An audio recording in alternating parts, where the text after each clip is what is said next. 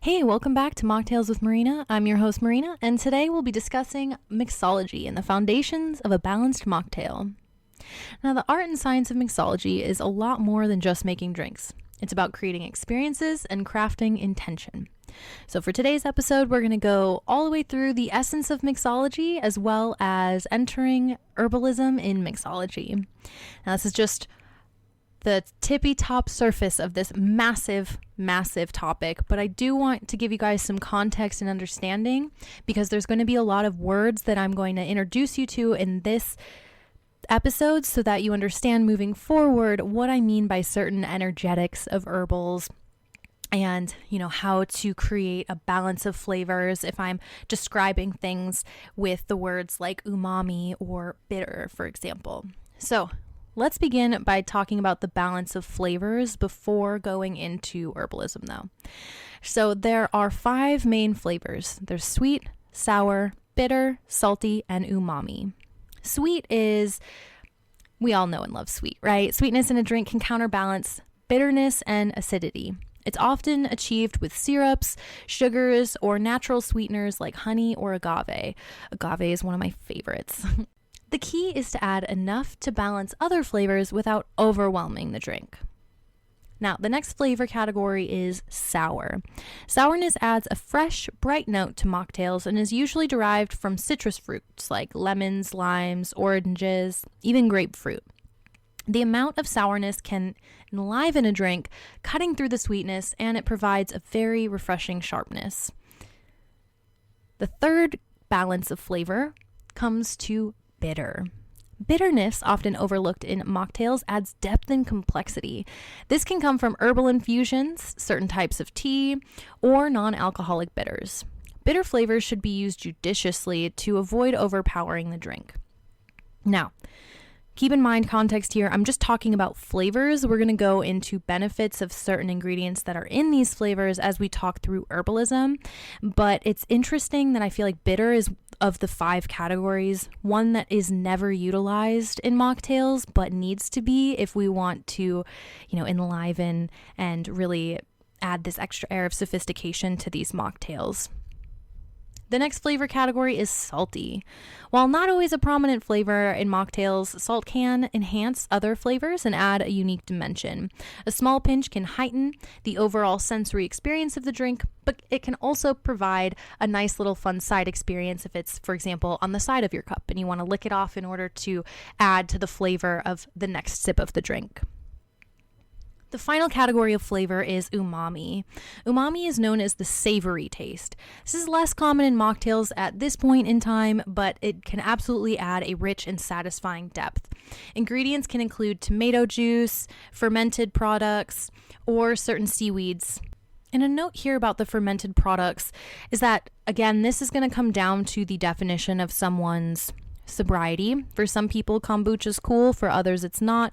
That's an excellent example of, with the right fermented product, you can add a health benefit as well as a flavor benefit to your mocktail. Now, what's the guide for balancing these elements in order to create harmonious flavors? We already started talking about how sweet and sour play nicely together because we already know and love those, but what about the rest? So, my best advice, if we're only talking about flavor right now and not health benefits, is step 1, you want to choose a primary flavor to build your mocktail around, whether that's sweet, sour, or even bitter. You just need to choose what will be your drink's dominant note. Next, you add contrast. So then you introduce a contrasting flavor in smaller quantities. For instance, your base is sweet, then you want to add a touch of sourness in order to add complexity to it, or vice versa. You also want to adjust in small increments. When you're balancing flavors, you need to make adjustments in small amounts. Taste as you go, and remember that you can always add more of an ingredient, but it's much more difficult to remove it once it's in the mix. Now, yes, of course, if you're like, oh, I added too much lemon, then technically you could add a little bit of all of your other ingredients as well. But at that point, now you have a drink experience that might have more fluid ounces or a different serving size than you were initially looking for. So again, small increments is huge here. The next thing you want to do is consider the final context. So think about when and where the mocktail will be served. Lighter, more refreshing drinks might need a sharper acidic edge, while richer, more savory drinks might benefit from a bitterness or umami. So when we're talking about this context and what you want things to taste like, this includes, are people eating food while they're consuming this mocktail? Because if so, you want to make sure you are providing a balanced flavor palette, something that doesn't clash, but instead it brings out the best of both what you're eating and drinking. You also want to think about the event, right? Sometimes some drinks that are full of sugar can make people a little bit more bloated. So if you're doing mocktails at like a summer beach party, then you're going to want to do something that's very light, maybe a little bit more tart, a little bit more sour, because, you're going to get a lot of electrolytes since you're out in the sun. So that's really good for you. But also, you won't bloat. You'll have that nice refreshing, maybe you add a little bit of sparkling water in there so that you have a more refreshing experience and you're cooled down rather than added a lot more layers of heat. That being said, you want to also experiment with layers. Layering flavors can add sophistication. For instance, a hint of salt in a sweet and sour mocktail can bring out new dimensions in other flavors. The last guideline that I think is the most important one here is using quality ingredients. The quality of your ingredients will greatly affect the final taste.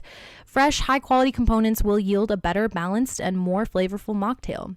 Look, I understand the business urge to do things as cost efficiently as possible per unit so that you're profiting and, because you're a business person, you want to make sure this is all making sense equation-wise. That being said, you do get what you pay for, and you're never ever going to have a high quality syrup taste as good as an herb, just a straight up herb. There is no peppermint out there that is going to taste and feel as good as having an actual slapped mint leaf in your drink. And, it's touching your nose while you're sipping the rest of your drink. That is a layer there that is beyond just the flavor.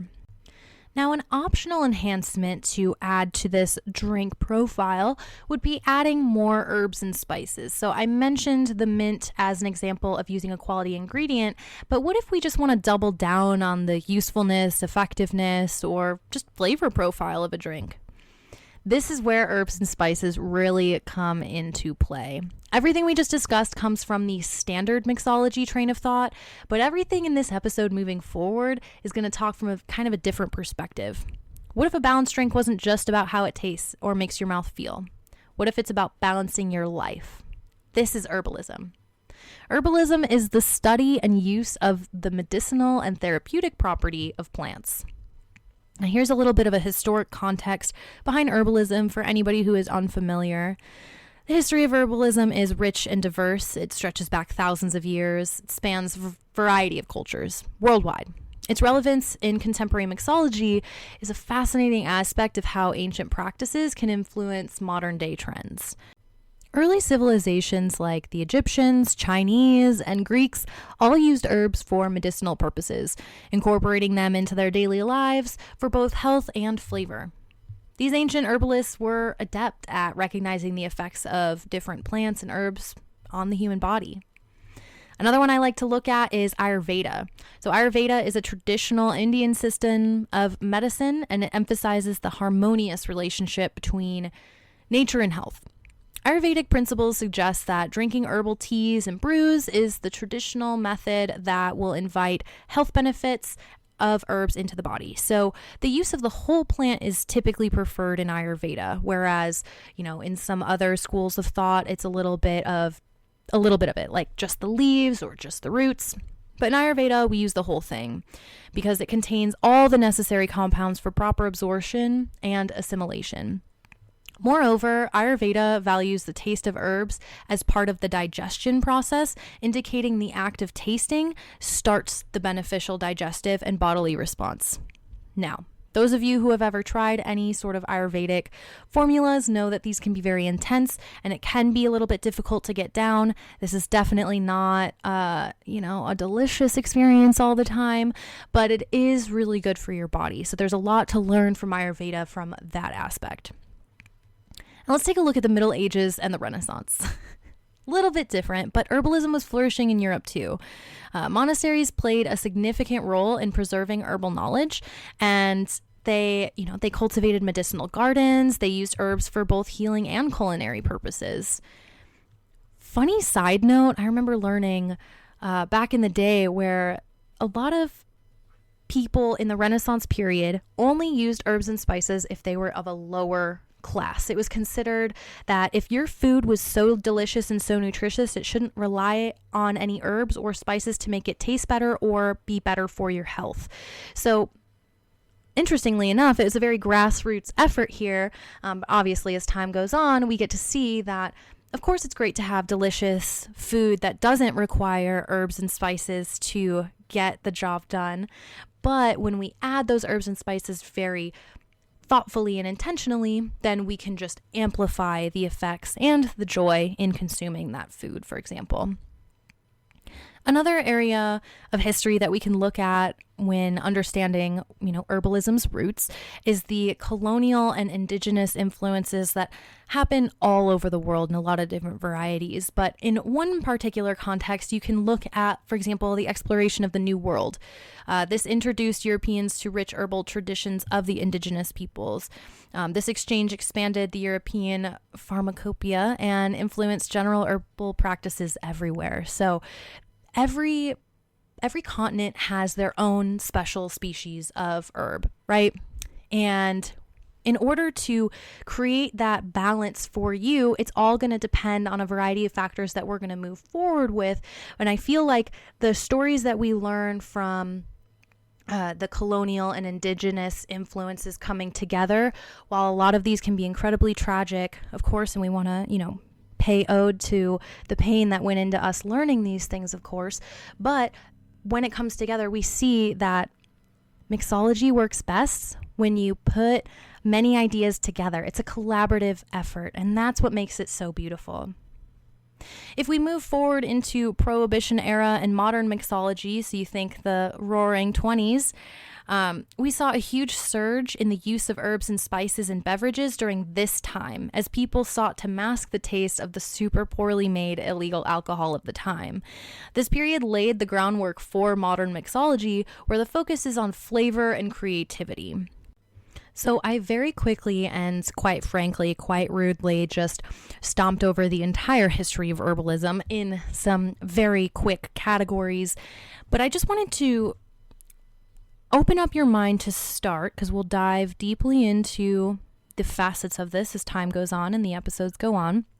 But understanding and imagining in your head, if you have a dinner party full of people from each of these perspectives that were laid out, you're going to see that there's going to be a lot of different herbs, a lot of different uses, a lot of different flavor profiles that are going to pop up, that maybe there's a whole flavor profile within one school of thought that doesn't even show up in another, and vice versa. You may find that there's also some that are incredibly similar, even though these cultures didn't even come in contact with each other until hundreds of years after, the practices were already in play. So keeping that all in mind is really important as we start to dive into talking about the different herbs and how they can impact both flavor and the therapeutic aspect of the mocktail. So I'm going to start this section off by helping you draw a mental picture. You can head over to Mocktails with Marina to see the actual visual of this, but I want you to imagine a graph, an XY axis graph. On your x-axis heading towards the positive numbers or the right side, you have heat. On the x-axis heading the opposite direction, you have cold. Hot and cold. That makes sense. It's opposites.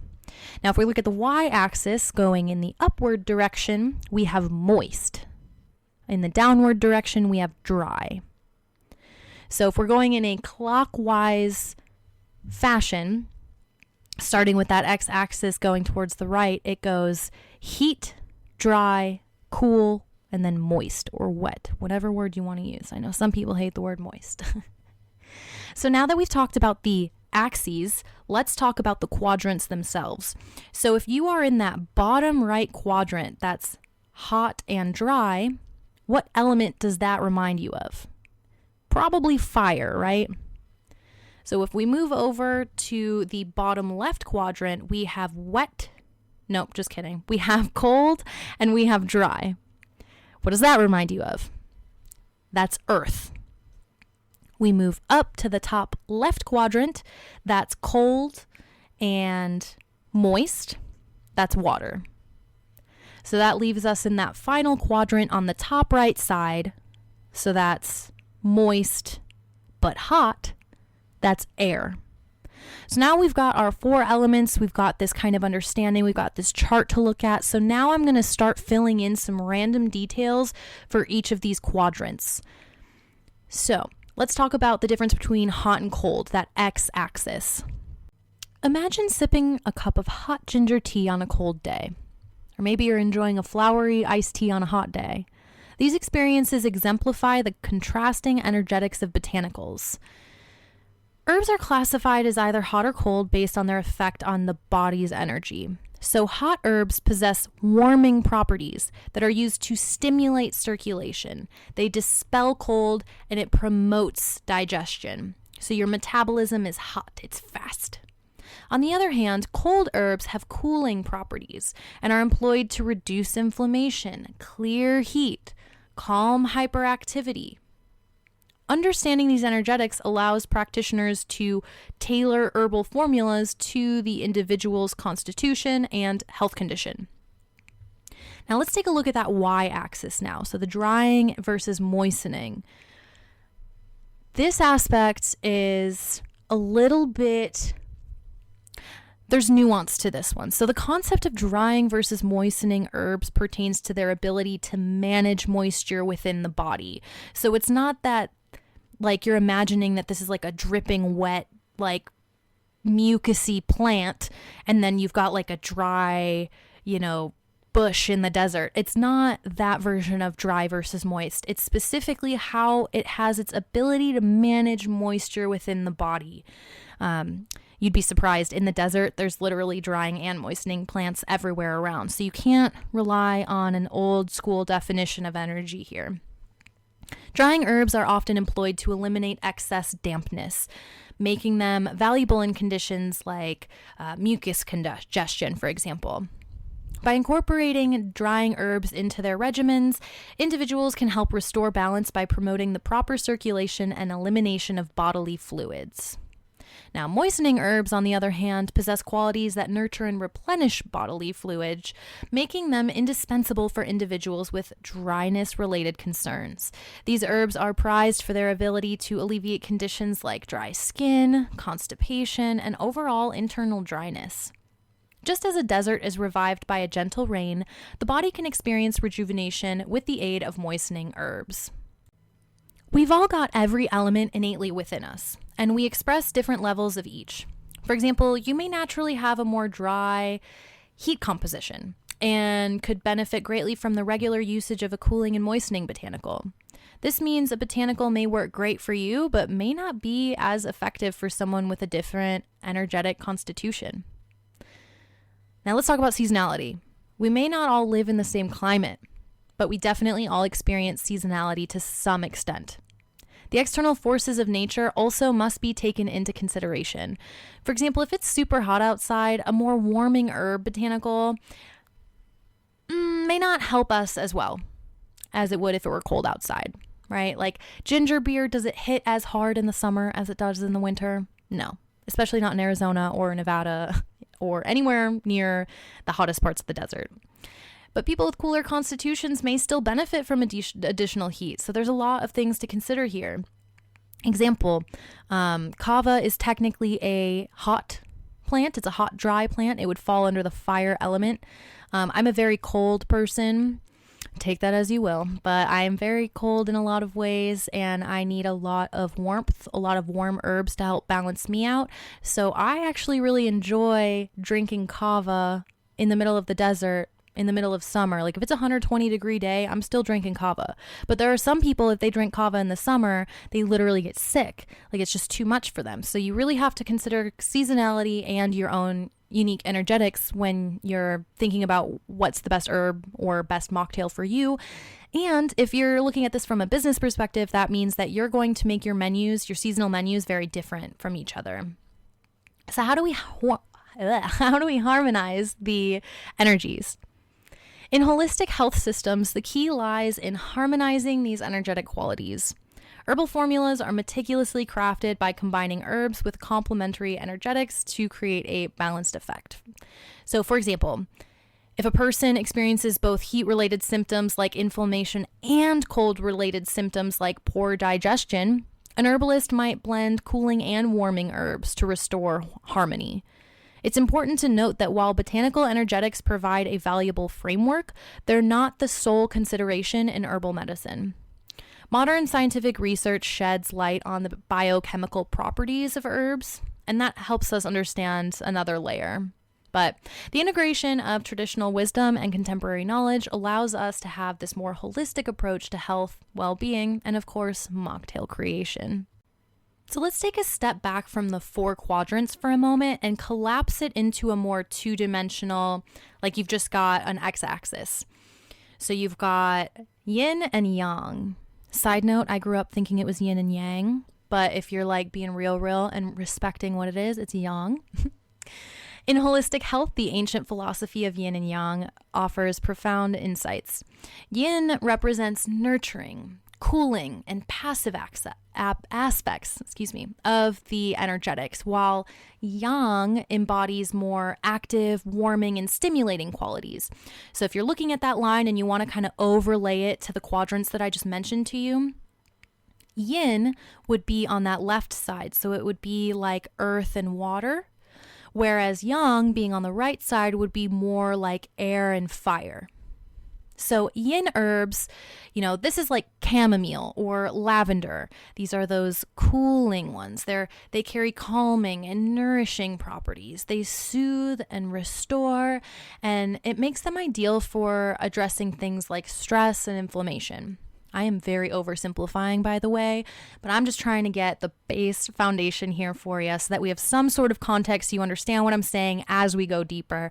We'll have a similar vocabulary here. Now, yang herbs on the right-hand side there, think of ginseng or ginger. These are invigorating herbs. They're energizing herbs. It makes you feel like you're going. Your metabolism goes faster. This promotes vitality. You've got your blood flowing. There's increased circulation. This counterbalances lethargy and stagnation. So here's where we talk about the dance of balance. Herbalists create blends that dance between yin and yang, whether it's about calming excess yang or boosting inefficient yin. These harmonizing combinations aid the body's equilibrium. So by integrating yin and yang principles into herbal practices, we tap into nature's equilibrium. This fusion of ancient wisdom and modern understanding fosters a holistic approach to vitality and well-being. So I'm going to give you some more very specific symptom and very specific balance herbs for going back to those 4 quadrants. But of course, like I mentioned, when we talk about fire and air, you can think about yang. And anytime we talk about earth and water, you can think about yin. So we'll start with fire because I always like going clockwise. You'll always hear me go fire, earth, water, air for the most part. So remember, fire is hot and dry. So symptoms of basically having too much heat and having too much dryness in your body, that means you are overly excited. Maybe you have a fever. Maybe you're experiencing allergies. Maybe you've got sharp pains, not dull ones, but sharp ones. Maybe you have some swelling, you've got some redness, your pulse is rapid, you've got high blood pressure, maybe your hair or skin is super dry and cracky, maybe your joints creak. That's how you know you are overloaded with fire and need to balance yourself with herbs that are of water. So Examples of those water botanicals that would balance fire would be violet leaf and flower, Solomon's seal rhizome, chickweed leaf, marshmallow root, slippery elm bark. So next we'll talk about earth. So earth is cold and dry, right? So symptoms of your earth element being out of balance would be depression, slow or weak pulse, lower blood pressure. Maybe your skin is kind of bluish, a little pale. You've got poor immune function. Your glands are swollen. Maybe you have some prolapsed organs or cysts. This is a general lack of nourishment. So this means there's too much earth and not enough of something else. So what's the opposite of earth? You go to air. Because again, when fire, we went to water. That one was intuitive. But why is the opposite of earth air? Because if you look at those quadrants, it's just the one that's kitty corner. That's all that means. So if we're having this overwhelm of these earth symptoms, that means I want to use an air herbal. So an herbal that exemplifies a lot of those hot, wet types of properties and energetics. So those types of herbals include fenugreek seed, dong quai root and leaf. I can never say this one. Codonopsis root, Codonopsis root, not sure. Licorice root, astragalus root, love that one, and burdock root. Those last three roots, always have those. Those are super helpful for so many things. We'll dive deeper into that. So let's move up to the water quadrant now. So this is where you are cold and wet. So what are symptoms of having too much water and you need to balance out? So this would be an example of like swollen tissues. Maybe you have a deep, slow pulse. This is dull, achy pain. So this isn't sharp pain, but this is like that chronic, just it's always there. It's not sharp and like screaming at you, but it's definitely like, hey, ouch. This is also slow metabolism. Again, poor immune function. That's just a general cold symptom. So again, you might hear some of these overlap a little because remember that earth and water are similar because they're both cold, but they vary in the sense that earth is a dry cold and water is a wet cold. So again, excessive mucus is you definitely have too much water, right? So this is another great example of this would be like if you have a dry cough, that's going to be treated differently than a wet cough. So it's important to take a look at the amount of mucus and what the bodily functions are kind of doing in order to assess which energetic quality they have.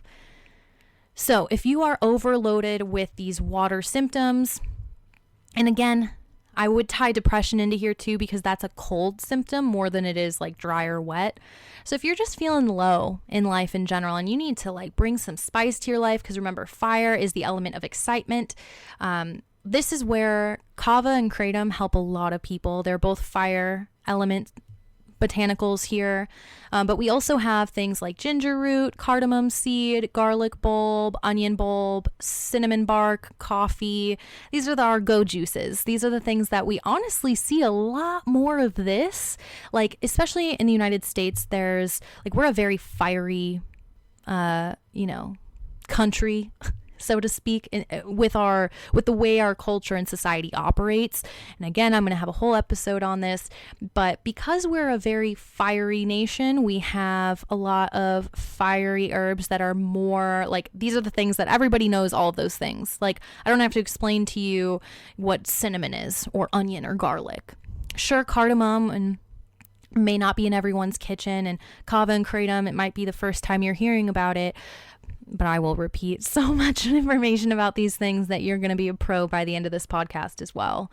So, because of that, you noticed when I first started talking about these water herbs, Solomon's seal, do you even what is that, right? Chickweed leaf, I don't know what that is. These are things that aren't normally in the American conversation, at least. So, and that's because we don't express ourselves culturally as a water culture, so to speak. So I kind of digressed there a little bit. Let's get back into wrapping up all of the energetics here. So the last one is air, right? Air being hot and wet. Symptoms of overload here is different than fire. Remember, fire is excitement, fever, allergies. Like, it's very, just imagine a little kid jumping up and down. Air is like spasming, twitching, nervousness, indigestion. So it's not like necessarily, because normally the fire elements are like higher metabolism, but in this case it's because, you know, we're hot wet here, we're having a hard time, it's sludgy, you know, there's tension. That's what we're saying by indigestion here. So if we wanted to balance these symptoms, we would go to earth, right? So earth botanicals to balance air include chamomile flower, dandelion leaf, rose petal, raspberry leaf, skullcap aerial parts, and cannabis. These are all technically earth-related herbs, earth-energetic herbs. So now that you've got this kind of basic understanding of energetics, at least enough to be able to have a conversation about it, you'll be able to start seeing this. And my favorite way to start integrating this information, by the way, is to start categorizing how I'm feeling throughout the day.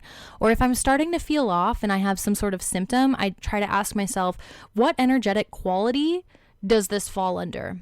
Am I hot or cold? I always start there. Like, am I excited or am I lethargic? Am I overheating or am I pale and cold? Am I happy and excited or nervous or anxious or in a high energy? Or am I just dull and no motivation and exhausted? Once I've discerned that, then I start to look at the wet and the moist, because that's a little bit less intuitive to me, at least. Fire and water makes sense, but earth and air, what are the differences? So you have, if you think about it, outside of everything I said, right? Earth tends to be very grounding. Air is like, woo, whooshy, I'm up there. Like, I'm all over the place. So if I'm kind of frazzled and I'm just like, whoa, like I can't even focus on anything, I need to be grounded, but I also need energy, that's where I might have like a cinnamon coffee, right? Because cinnamon is a fire herb, and then coffee is an earthy herb. It's what you do. It can get even more complex from this. So like we mentioned before, you can experience a variety of symptoms, and maybe you have symptoms that are in all 4 quadrants and you're just like, what the hell? Like, I am all over the place. I'm a chaotic little mess. That's okay. You can have a lot of herbs come together. This is where you start to look at different perspectives, especially based on where you live. So for example, if you're listening in and you live in like South Africa, then you may not have the same herbs available to you as we have in North America, in the United States, for example, even Canada, because, you know, some of these herbs may not even be able to grow in your climate naturally. Of course, nowadays you can get a lot of things shipped everywhere, which is nice, but also some herbs, like some countries, they don't allow you to import certain plants or botanicals. If you do, there can be a high cost. And so I don't ever want to prescribe or say, and you never will hear me prescribe or say, this will work for everyone or every circumstance. I'm going to be like, okay, so where do you live and what season is it? And like, you know, did a butterfly flap its wing today? Because there are multiple different factors that go into this. And there are other, you know, trains of thought that, you know, people believe that certain organs are of certain elements. So you need to consider that. Sometimes you might have a fiery herb that's great at helping, you know, kickstart that metabolism. But if we're talking about anxiety, maybe it makes you anxious up the wazoo. Like coffee, I have a love-hate relationship with coffee. I love it with everything in me, but sometimes it makes me feel anxious. So what I have to do is I have to mix that coffee with another herb to make it calm down a little bit. Or I just skip it all together and I find another herb to give me energy. Kratom is a great example of, you know, it's related to the coffee plant, but it's not exactly coffee. So, you know, when you're ingesting that, you don't get the sweats, you don't get the crash. So for me, I can't have coffee unless it's like half calf, or I only have it every once in a while, or I'm eating it with a full meal so that there's some balance going in there. If I just put hot coffee in my gut, it's not going to react as well as kratom because, for example, like I mentioned, I said I'm a cold person. I'm very like earth. I have a lot of earth in me and I need help balancing the other side of me. So if coffee is an earth botanical, but kratom is a fire, you can see how that pulls me out of the cold and pulls me into warmth. So that's why kratom works really well for me during that time. And, you know, coffee is more of a seasonal thing. It's only if I'm really feeling it. As the episodes continue, I will dive deeper into, what I mentioned about organs and different systems within the body. And then also, of course, this changes with children and this changes with your age group and different things that we go through. But we're going to dive a lot deeper. The point that I'm trying to show you today is that there can be magic, like literal magic in crafting a drink. As you can tell, making a drink can be a magical ritual, a way to infuse intention and care into each beverage. If more thought and intention goes into the choice between literal hundreds of thousands of herbal options. The concept of potency without alcohol and how the right combination of ingredients can create powerful, enjoyable experiences. So this potency without alcohol refers to the ability of non-alcoholic drinks to offer rich, complex, and enjoyable experiences without the inclusion of alcohol. This is achieved through the right combination of ingredients that provide depth, flavor, and sensory appeal. For example, kava, it doesn't make you feel drunk. You can definitely drive on it. You can definitely still have the wits about you. You're not going to say weird things or send weird text messages. But if you're going to enjoy it traditionally, like in the tea form, then you will instantly feel the numbing effects on your tongue with an overall bodily relaxation kicking in shortly thereafter, as well as mental, of course. Another example. Kratom at different potencies can make you feel anything other than sober, so taking responsible doses of it is absolutely essential to maintaining a balanced use of the botanical, as opposed to abuse or any other amount of overuse. In future episodes, we will dive deeper by discussing sourcing ingredients, crafting personalized mocktails, and designing complex non-alcoholic menus. So, that all being said, that's all that can fit into this episode, even though I can continue to go for hours and hours. So I highly encourage you to send me any and all questions, comments, inquiries, stories that you have.